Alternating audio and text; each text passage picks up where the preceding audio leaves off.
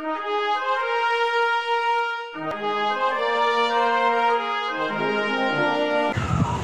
श्री मार्कंडेयाय नमः।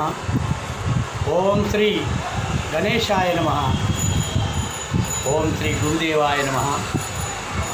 आज आपके सामने संक्षिप्त मार्कंडेय पुराण से अब प्रस्तुत कर रहा हूँ।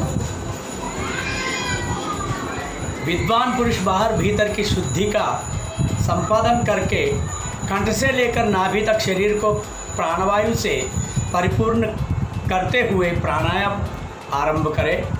प्राणायाम 12 है, उन्हीं को धारणा भी कहते हैं। तत्वदर्शी योगियों ने योग में 2 धारणाएं बतलाई हैं। उनके अनुसार योग में प्रवृत्त हुए नियतात्मा योगी के सभी दोष नष्ट हो जाते हैं तथा वह स्वस्थ भी हो जाता है। वह परब्रह्मा परमात्मा को और प्राकृत गुणों को पृथक पृथक देखता है। व्योम से लेकर परमाणु तक का साक्षात्कार करता है तथा निष्पाप आत्मा का भी दर्शन कर लेता है। इस प्रकार प्राणायाम परायण एवं मिताहारी योगी पुरुष धीरे धीरे एक एक भूमि को वश में करके दूसरी पर पैर बढ़ाए। जैसे महल में जाते समय एक एक सीढ़ी को पार करके दूसरी पर चढ़ा जाता है।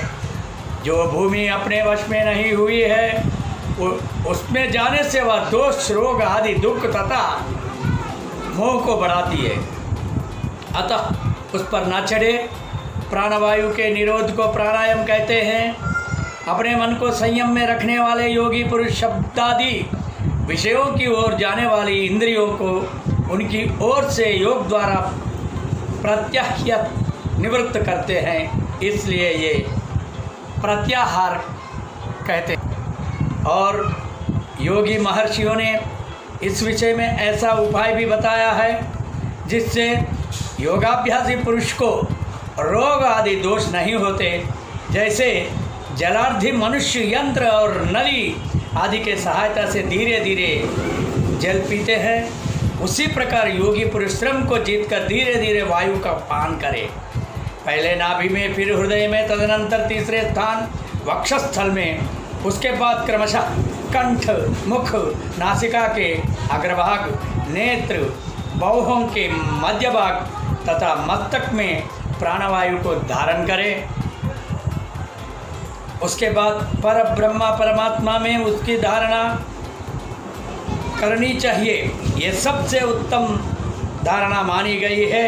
इन 10 धारणाओं को प्राप्त होकर योगी अविनाशी ब्रह्मा को प्राप्त होता है। राजन, सिद्धि की इच्छा रखने वाला योगी पुरुष बड़े आदर के साथ योग में प्रवृत्त हो। वह अधिक खाए हुए अथवा खाली पेट, थका और व्याकुल चित्त ना हो। अब अधिक सर्दी या अधिक गर्मी पड़ती हो, सुख दुख आदि द्वंद्वों की प्रबलता हो अथवा बड़े जोर की आंधी चलती हो, ऐसे अवसरों पर ध्यान पारायण होकर योग का अभ्यास नहीं करना चाहिए। कोलाहलपूर्ण स्थान में, आग और पानी के समीप, पुरानी गौशाला में, चौराहे पर, सूखे पत्तों को ढेर पर, नदी में, श्मशान भूमि में, जहाँ सर्पों का निवास हो वहाँ, भयपूर्ण स्थान में, कुएं के तट पर, मंदिर में तथा दीमकों की मिट्टी के ढेर पर, इन सब स्थानों में तत्वज्ञ पुरुष योगाभ्यास ना करे। काल का परित्याग करे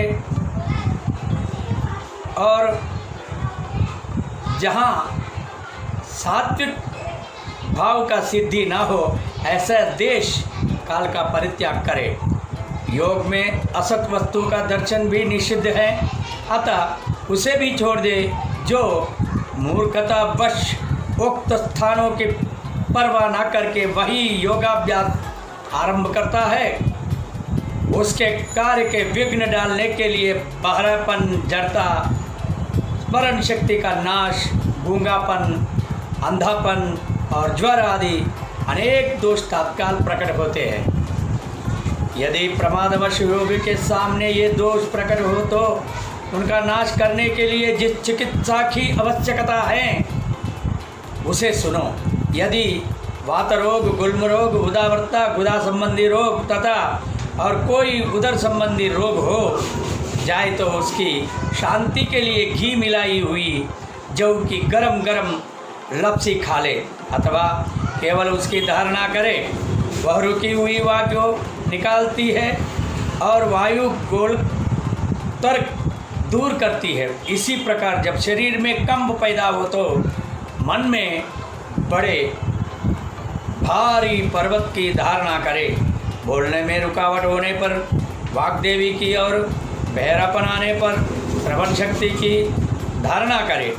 इस प्रकार प्यास के पीड़ित होने पर ऐसी धारणा करे कि जिह्वा पर आम का फल रखा हुआ है और उससे रस मिल रहा है। तात्पर्य ये है कि जिस अंगों में रोग पैदा हो वहाँ उसमें लाभ पहुँचाने वाली धारणा करे। गर्मी में सर्दी की और सर्दी में गर्मी की धारणा करे। धारणा के द्वारा ही अपने मस्तक पर काठ की खील रखकर दूसरे काष्ठ के द्वारा उसे ठोंकने की भावना करे। इससे योगी की लुप्त हुई स्मरण शक्ति का तत्काल ही आविर्भाव हो जाता है। इसके सिवा सर्वत्र व्यापक धूलोक, पृथ्वी, वायु और अग्नि की भी धारणा करे।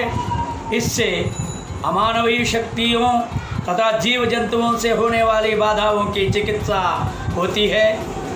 यदि कोई मानवेतर जीव योगी के भीतर प्रवेश कर जाए तो वह वायु और अग्नि की धारणा करके उसे अपना शरीर के भीतर ही जला डाले। राजन, इस प्रकार योगवेत्ता पुरुषों को सब प्रकार के अपनी रक्षा करनी चाहिए, क्योंकि ये शरीर, धर्म, अर्थ, काम और मोक्ष चारों पुरुषार्थों का साधक है। योग प्रवृत्ति के लक्षणों के बतलाने तथा उन पर गर्व करने से योगी का विज्ञान लुप्त हो जाता है। इसलिए उन प्रवृत्तियों को गुप्त ही रखना चाहिए।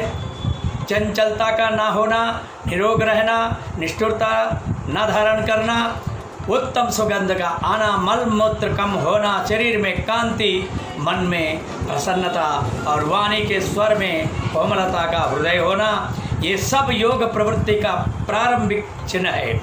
यदि योगी को देखकर लोगों के मन में अनुराग हो, परोक्ष में सब लोग उसके गुणों का बखान करने लगें और कोई भी जीव जंतु उससे भयभीत न हो, तो ये योग में सिद्धि प्राप्ति होने की उत्तम पहचान है। जिसे अत्यंत भयानक सर्दी, गर्मी आदि से कोई कष्ट नहीं होता तथा जो दूसरों से भयभीत नहीं होता, सिद्धि उसके निकट खड़ी है। अपना चैनल को लाइक करो, शेयर करो, सब्सक्राइब करो।